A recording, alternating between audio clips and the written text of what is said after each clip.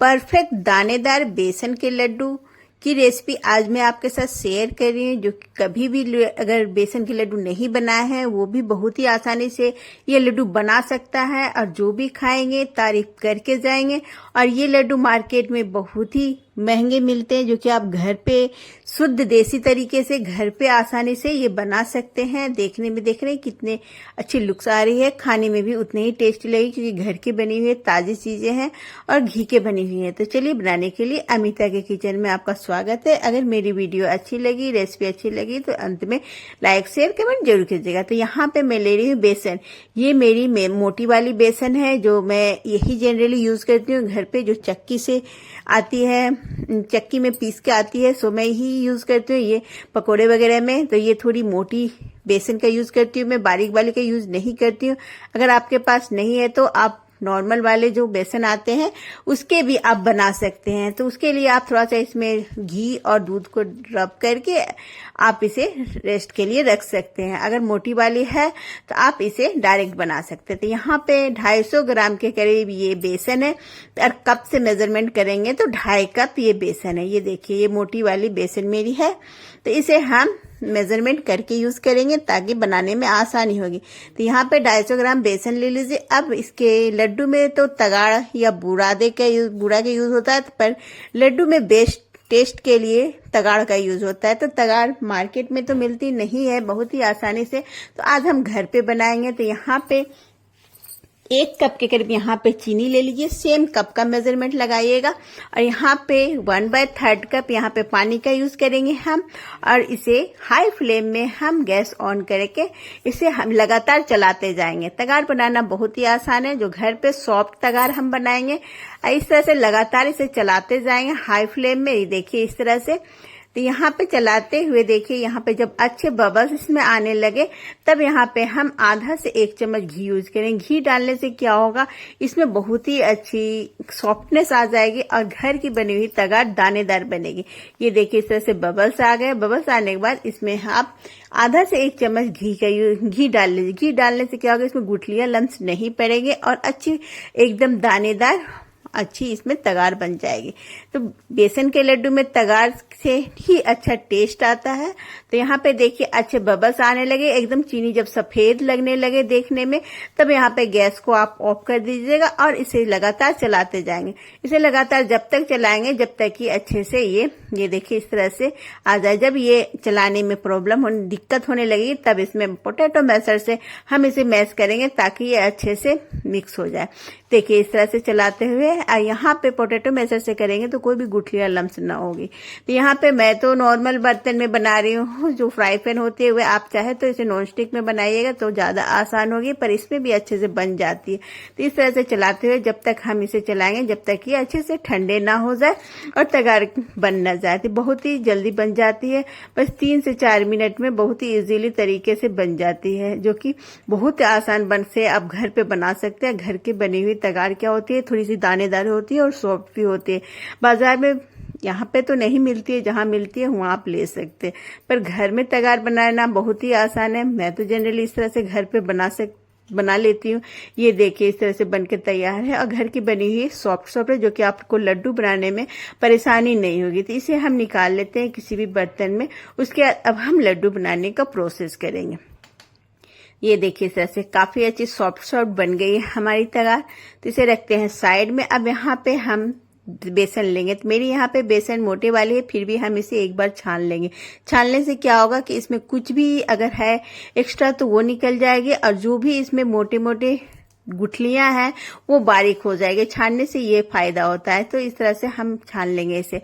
और अगर आप दूध और घी से इसे रब करके रखे हैं तो भी आप इसे छान लीजिए। छानने से क्या होगा, सारी चीजें अच्छे से हो जाएगी। अब इसे लो फ्लेम में हम इसे भूनेंगे, हाई फ्लेम में नहीं भूनना है क्योंकि बेसन जल जाती है। तो यहाँ पे हम पहले घी का यूज नहीं करेंगे क्योंकि घी डालने के बाद भूनना थोड़ा सा मुश्किल हो जाता है हमें बेसन को, क्योंकि बेसन जब घी डालने से इसमें गुठलियां जैसा होने लगती है और थोड़ा सा चलाने में भी दिक्कत होती है। इसलिए पहले हम इसे 40% तक हम इसे भून लेंगे, ऐसे ही बगैर घी के। जब ये 40% तक भून जाएगी तब हम घी का यूज करेंगे।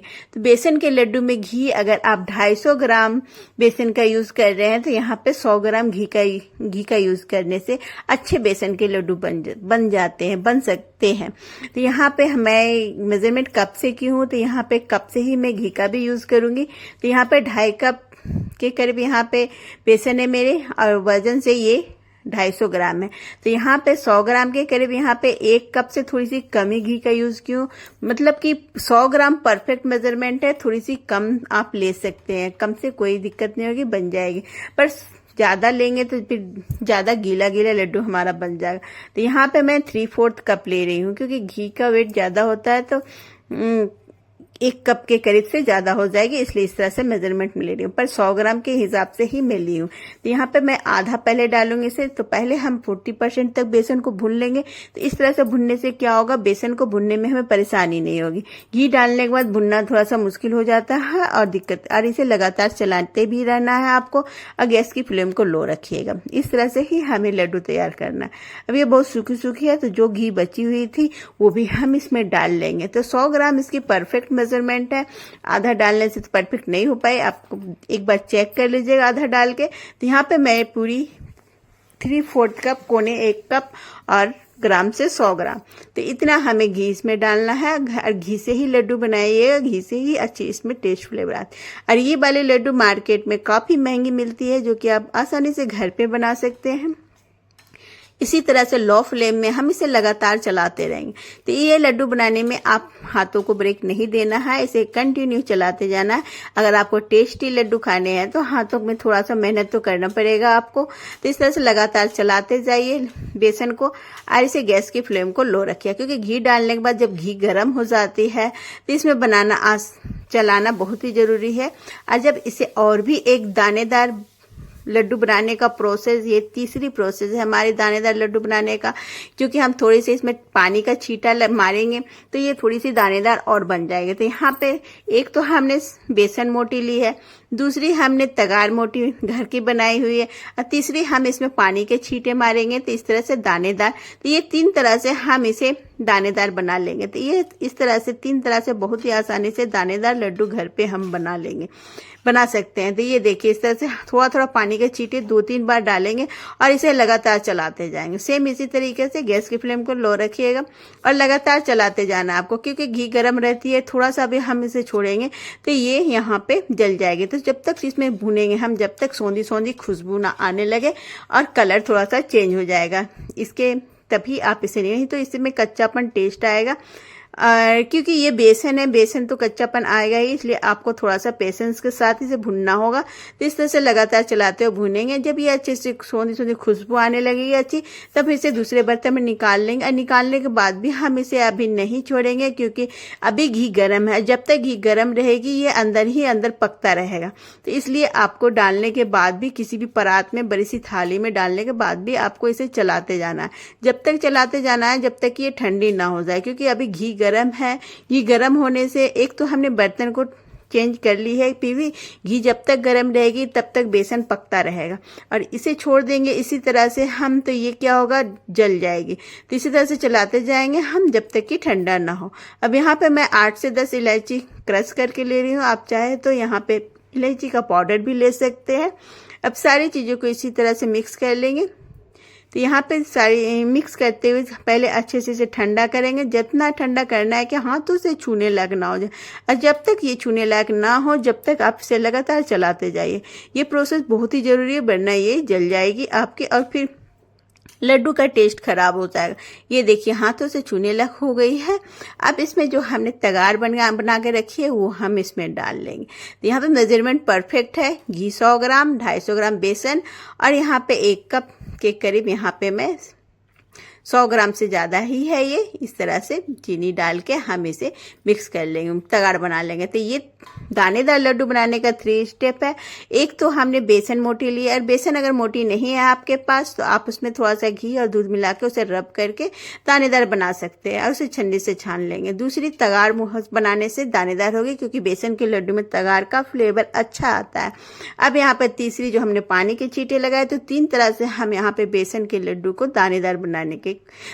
अब सारे को अच्छी तरह से मिक्स कर लेंगे हाथों से, जो हमने तगाड़ डाली है और बेसन को। यहाँ पे अभी बेसन पूरी तरह से ठंडी नहीं हुई है, बस हाथों से छूने लायक हो इतनी ठंडी हुई है। जैसे पूरे ठंडा नहीं करना है, हमें इसी स्टेज पे लड्डू बना लेने। तो लड्डू का साइज आप अपने हिसाब से छोटी बड़ी बना सकते हैं। और यहाँ पे आप इसमें थोड़ी सी ड्राई फ्रूट या खरबूजे के बीज का यूज़ कर सकते हैं, पर यहाँ पे मैं कुछ भी यूज़ नहीं की हूँ, नॉर्मल बना रही हूँ। देखिए बहुत ही आसानी से लड्डू बन जाती है। इस तरह से मैं दोनों हाथों से भी बना सकती हूँ। बहुत ही आसान लड्डू बनाना है, तो इस तरह से बनाते जाइए, बहुत ही इजी तरीके से सारे लड्डू बन जाएगी। और ये लड्डू आप किसी को खिलाएंगे तो आपकी तारीफ के बिना रह नहीं पाएंगे। तो इस तरह से लड्डू बनाना, घर पे बनाइए, बहुत ही टेस्टी लड्डू इस रक्षाबंधन, जो कि आपके लिए एक अलग यूनिक तरीके से। अगर रेसिपी अच्छी लगी तो लाइक शेयर कमेंट जरूर कीजिएगा। एक मैं तोड़ के दिखाती हूँ, देखिए अंदर से भी एकदम अच्छी बनी है। जितनी देखने में अच्छी लग रही है उतनी खाने में भी ये अच्छी लगेगी। ये देखिए एकदम दानेदार घर के बनी हुई लड्डू। इस तरह से बनाइए इस रक्षाबंधन। और कैसी लगी मेरी लड्डू की रेसिपी, लाइक शेयर कमेंट जरूर करें। नए हमारे साथ जुड़े हैं तो हमें सब्सक्राइब कर लीजिए, बेल का घंटा प्रेस जरूर कीजिएगा, अपने दोस्तों रिलेटिव के साथ भी शेयर कीजिएगा। Thank you watching my video. Bye bye, take care. तो मिलती हूँ मैं नई रेसिपी के साथ। See you.